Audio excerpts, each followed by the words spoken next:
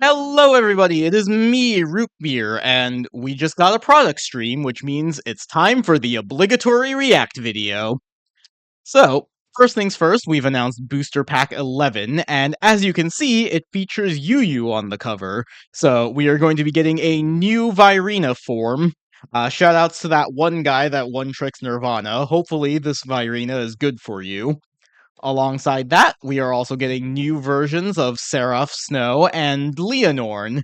So, Leonorn, I'm not that worried about. It's a deck that's kind of been in and out of the meta as the sets have gone by. Had some relevance in like set 2 and like set 13 the first time you got Vivace.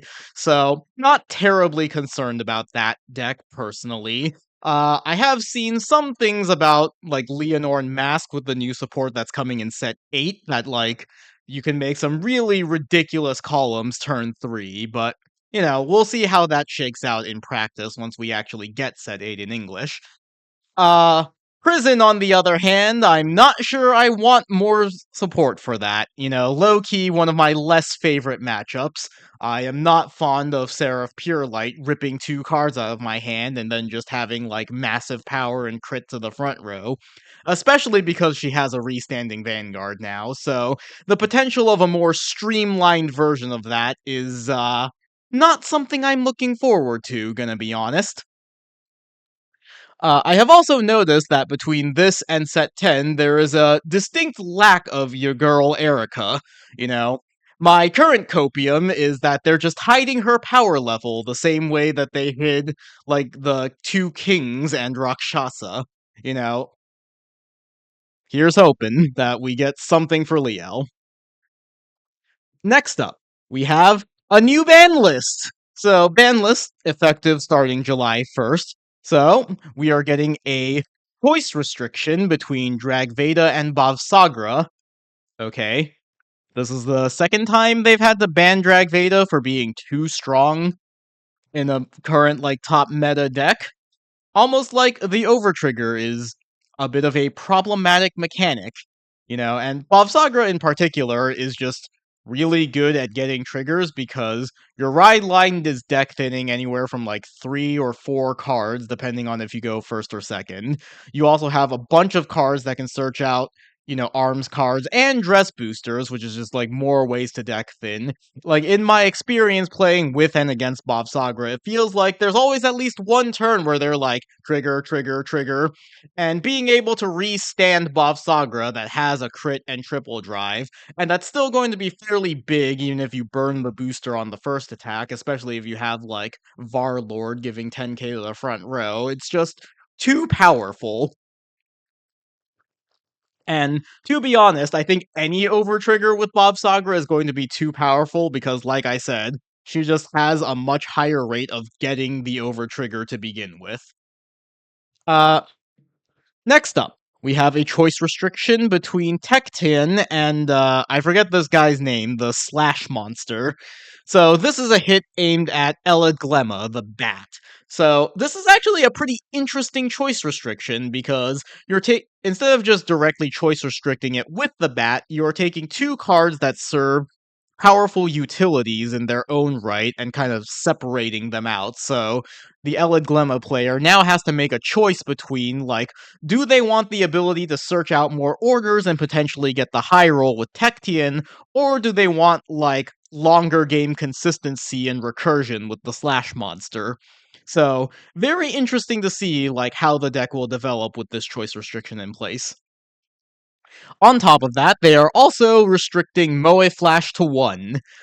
This is a much needed change. Moe Flash was just ludicrously broken on release, The fact that you can just reveal 5 different orders, shove them all into the order zone, and then the orders all draw you more cards is kind of insane. So, this is a good consistency hit to the deck. It's not completely, totally unplayable, like if they were to just ban Moe Flash entirely, but the deck is much less consistent now, and combined with the other restriction, is basically unplayable. Here's hoping. Next up, they are limiting Defensing Roar to 1. So the stated reason for this is just because you can recycle the Overtrigger with it, right? Like you guard with the Overtrigger, you activate Defensing Roar, the Overtrigger gets bigger, and then it bounces back to your hand, so you just have the 15 or the 50k shield again. And that's just very powerful. Uh, they probably could have just future-proofed this card by saying you can't bounce back the Overtrigger. Clearly, they have thought about that restriction in the time since then because of things like D-Legion, but, you know, as of right now, it seems like they're content just putting it to 1. It's kind of a shame because this is a cool defensive card, and it's a very cheap card because I think it was a rare on its first print, and it's been reprinted as a promo, so it kind of sucks that a cool budget option has kind of been taken away from people, but at the same time, a lot of people were only playing the 1 anyways. It's just like a good card to fill space, so, who knows how effective limiting it to 1 will even be. And then finally, they have Forbidden Sleeve Tugging Bell. So the explicitly stated reason for this one is just future proofing. The fact that she can just put any card from the bind zone back into the drop zone means that binding in Stoicheia is just not a meaningful interaction, both as a piece of removal and as like a cost or a way of like limiting certain cards, because well, Bell can just put it back in the drop zone, so if binding it is like a cost, then you can just kind of get it back and possibly repeat it in a longer game more than Bushiroad would intend. And, it's just kind of limiting that design space, being able to bind things for costs. So they're just kind of getting rid of it. And speaking of future proofing cards, it's time for a rather controversial change that has been announced during the stream. So, there's going to be an update to the fighters rule due to future card development. So, the development team is always trying to find like new design space and game balance improvements to ensure that everyone's having a good time. And so with that in mind, in order to like open up more space to design new cards, they've decided to kind of go back and look at previously made cards and kind of see if these might have some problematic interactions in the future and kind of get rid of them. So, what's happening here is they are going to be giving errata updates to a couple of cards. So the first one is Gather Upon Me, Ye Wandering Souls. It's the order that gives you an extra drive. So now, instead of choosing any Vanguard, you have to either reveal Zorga from your ride deck or just choose Zorga, and that gets drive +1. And then they are also changing Nectar of Sensationalism. So instead of just being able to do it, you now have to have a Zorga similar to Wandering Souls. So admittedly, this is one that kind of baffles me a little bit. Neither of these cards are particularly powerful right now. Wandering Souls, especially, doesn't it have a cost of like discarding an order specifically? Like, the stated reason for this change is they don't want any deck to be able to just generically get drive +1, but it does feel like, as of right now, the deck is basically only played in Zorga anyways. Like, you're already minusing yourself to get the extra drive, and then on top of that, because of the specific discard where it has to be in order, there are only so many decks that are like playing orders, have the space for this, and like want to go for that extra drive, versus just doing their game plan and making their deck more consistent with something like Mythiarch Habitat or something. So I'm not sure I completely get this one, but okay, fine. They've decided they don't want every deck to just be able to get drive +1. Nectar of Sensationalism, while the card isn't really being used in anything right now, I kind of understand.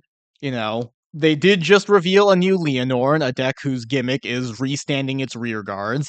And with Nectar of Sensationalism, once you meet the drop zone requirement, 15k plus a crit on something that can restand is kind of a problematic interaction. And, between the new Leonorn and potentially whatever the new Stoicheia boss is going to do in set 10, like, they could have just decided that this is a problem and decided to just change it.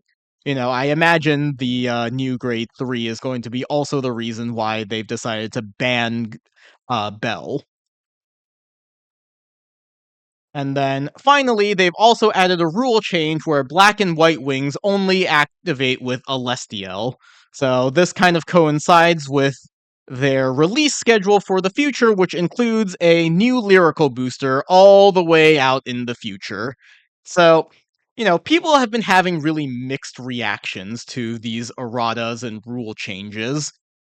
Me personally, I think I have a bit of Yu-Gi-Oh trauma here. I also kind of follow the Yu-Gi-Oh community, and these kinds of nerf erratas have happened in the past in Yu-Gi-Oh! They've also happened in Vanguard. Think of like V Riviere, for example. But, you know, like they do have like annoying consequences. The biggest one being that you're never gonna be able to get every copy of this card out of circulation. I'll give Bushiroad some props here. They do have the trade-in program where once they errata a card, you can go to like an official venue and trade out your old text for new errata text. But they're never going to get the old ones fully out of rotation. You are going to have people who just don't realize their card doesn't do what it says it does, and that's going to be very annoying. And this isn't really too relevant for Vanguard right now because our community hasn't grown to the point of having like legacy formats, but there was this recent scandal in Yu-Gi-Oh with Time Wizard, which is their old like retro formats where they decided instead of playing with like the card text and rules from the appropriate time period, they were going to update things to run with current text and rules, and suddenly all of these like nerf erratas that they've made over the years suddenly have huge consequences going back in time to these old retro formats. Again, this isn't super relevant for Vanguard. The bigger concern here is just cards not doing what they say they do, but that is kind of something to think about in the future, that this could get a little confusing. So, hopefully, this doesn't have to happen too often. The explicit reason they're doing this is to kind of open up future design space and kind of correct, old designs that are kind of outdated now. But, I understand that people are a little annoyed that their decks are kind of being hit right now, and I guess the big problem here is that, all of this is kind of being told to us before we can really see the consequences of what these changes will bring, right?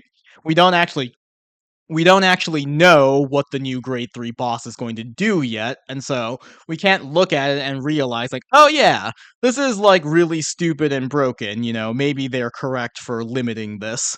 Instead, everyone just sees like, okay, my dumb pet deck like Cristianos has been hit for no reason, what did he do to deserve this?